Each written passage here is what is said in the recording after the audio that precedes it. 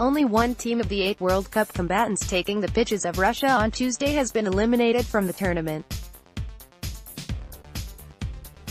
Scenarios: who needs what to finish where? In final round of group games, Costa Rica is out of the running in Group E, where it will face Switzerland, while Brazil and Serbia stage what could be an occasion to relish at the same time, 2 p.m. ET, in Kazan. Brazil and Switzerland both advance with a draw, while Serbia needs either a win or a draw and a Costa Rican upset of Switzerland, plus tiebreakers.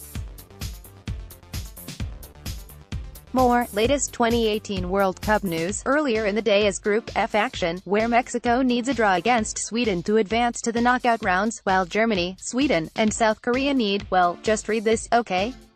Below is Wednesday's schedule in full. Click here for live and on-demand coverage of the World Cup online and via the NBC Sports app. 2018 World Cup schedule, Wednesday, June 27, Group F, Mexico vs. Sweden, Moscow, 10 a.m. ET, live coverage, Germany vs. South Korea, Nizhny Novgorod, 10 a.m. ET, live coverage, Group E, Serbia vs. Brazil, Kazan, 2 p.m. ET, live coverage, Switzerland vs. Costa Rica, Yekaterinburg, 2 p.m. ET, live coverage. Follow at Nicolas Mendola. It appears that Argentina's players do indeed have control of their team.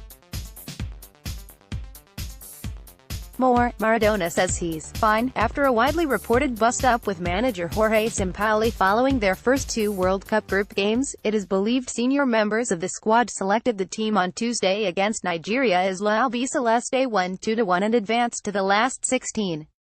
Some intriguing photos and videos have emerged from Argentina's dramatic and emotional win, as Sampaoli can be seen in one clip appearing to ask captain Lionel Messi, "Should I bring on Kun Agüero?" To which Messi nods. Agüero came on moments later. There is also the photo above of Messi at halftime in the tunnel area where he looks to be giving a team talk. It's not too uncommon for players to congregate in the tunnel area at halftime and have a quick chat before they head back out onto the pitch, but this did seem quite organized.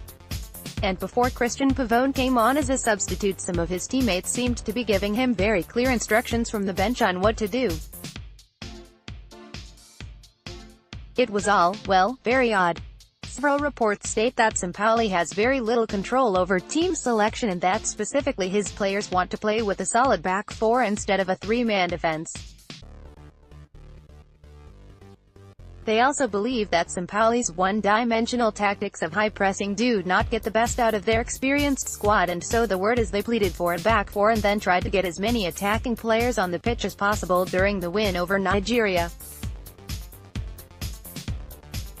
It worked, somewhat, and Ever Banega was especially key in central midfield as his control of the tempo of the game allowed Messi to roam, create and ultimately deliver further forward in more dangerous areas. Sampaoli will continue to be under plenty of scrutiny in the coming days as Argentina prepare to take on France in Kazan in their last 16 clash, as it appears that the players are indeed calling the shots during their World Cup campaign. What a time to be alive.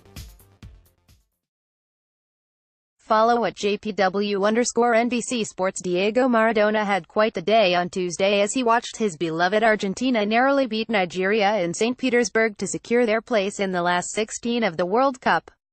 More, latest 2018 World Cup news. Maradona, 57, was seen praying, waving banners and singing his heart out before the game had even begun. During the game he was shown several times by the TV cameras and looked anxious throughout. But when Marcos Rojo's superb volley in the 86th minute all but confirmed Argentina's passage to the knockout rounds, Maradona lost the plot and made an obscene gesture by flipping 2 birds. Amongst it all, he was shown being helped into a suite and paramedics were checking him over, but the Argentine legend had the following to say via an Instagram post. "I want to tell everyone that I am fine," Maradona said. "In the halftime of the game against Nigeria, my neck hurt a lot. I was checked by a doctor and he recommended me to go home before the second half, but I wanted to stay because we were risking it all. How could I leave? I send a kiss to everyone, thanks for the support. It will be intriguing to see if Maradona is present for Argentina's last 16 clash against France in Kazan on Saturday. Judging by his comments above, there's no way he's missing that game. Follow at JPW_NBC Sports. Dortmund, Germany, AP. Borussia Dortmund signed French defender Abdou Diallo from Bundesliga rival Mainz on Tuesday. Dortmund says the 22-year-old Diallo has penned a 5-year deal through June 2023 and will start training with his new team on July 7.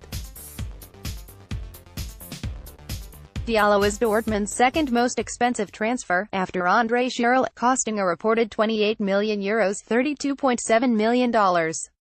The club hopes Diallo will fill the gap left by Socrates Papastathopoulos, who is expected to complete his transfer to Arsenal. He is a modern and strong central defender, who is very intelligent.